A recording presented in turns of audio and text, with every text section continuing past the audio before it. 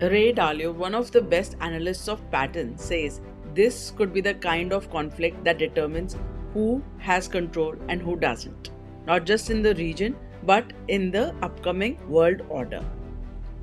Now, most people think wars are about weapons, but history shows they're about only one thing, and that's control. And right now, in the current war, there is one place on earth that could quietly decide that control: the Strait of Hormuz. Now, Dalio doesn't look at events in isolation. He looks at patterns that have repeated for centuries. Empires rise, they build economic strength, they expand influence, they accumulate debt, and then they get stretched. And something then breaks. And very often, that breaking point is control over a critical trade route. Now, let me simplify this.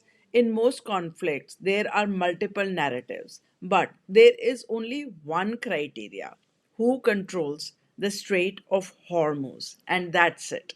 If Iran is able to disrupt or control it, it can choke global oil supply and gain leverage far beyond its size.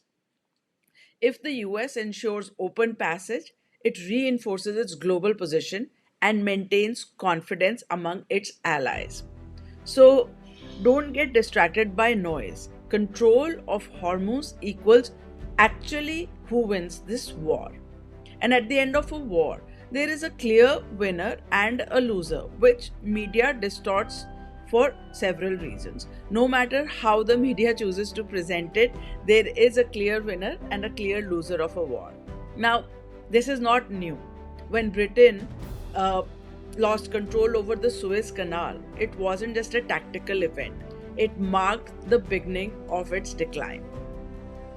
The same pattern played out with earlier empires like the Spanish and the Dutch. They didn't collapse overnight, they lost control of their key systems and trade routes. So, empires don't fall because they are attacked, they fall because they lose control over critical leverage points. And today, Hormuz is that leverage point. Now, this is part of what Dalio he calls it big cycle, debt cycles, political cycles, and geopolitical shifts. When these align, systems don't gradually adjust; they reset. And wars are often the visible expression of that reset. Now, one line stands out. In war, the ability to withstand pain matters more than the ability to inflict it. And as sad as it is, this is not just about power, it's about endurance. Now, let's shift the lens. Instead of asking what is happening, which we watch in the news anyways, ask where is money flowing.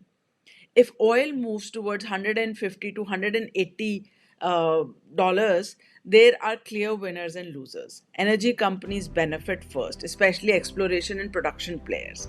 In India, companies like Reliance Industries, ONGC, and Oil India are directly linked to oil prices. Now, here's the nuance: airlines and transport don't always they don't get hit immediately because they hedge fuel costs for a few upcoming months. But once those hedges expire, margins start getting squeezed for industries that are oil dependent. Sectors that typically get impacted include airlines, logistics, paint, chemicals, and cement. And when oil remains high, the world adapts.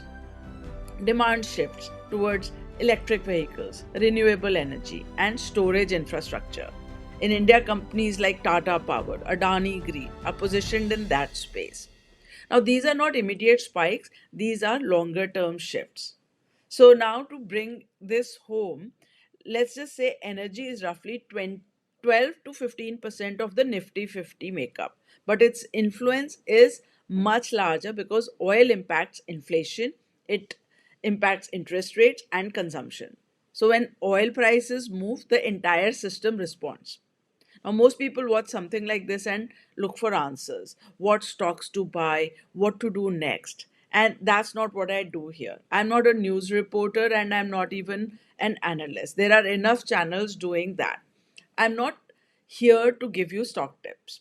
What I focus on is something deeper: How do the top 1% think when they see the news? So, the long term investors, they don't react, they use mental models, they use decision frameworks, they operate from a rule book. And that's the real edge. Not just information consumption, also not just instant analysis and interpretation. uh, so if you want to develop an elevated way of reading between the lines, thinking, and building your own rule book for decisions, click the subscribe button below. Now, I this channel, and I'm not so much about telling you where to invest, but we are going to start mastering money like the 1%, not by copying what they buy, but by understanding how they think.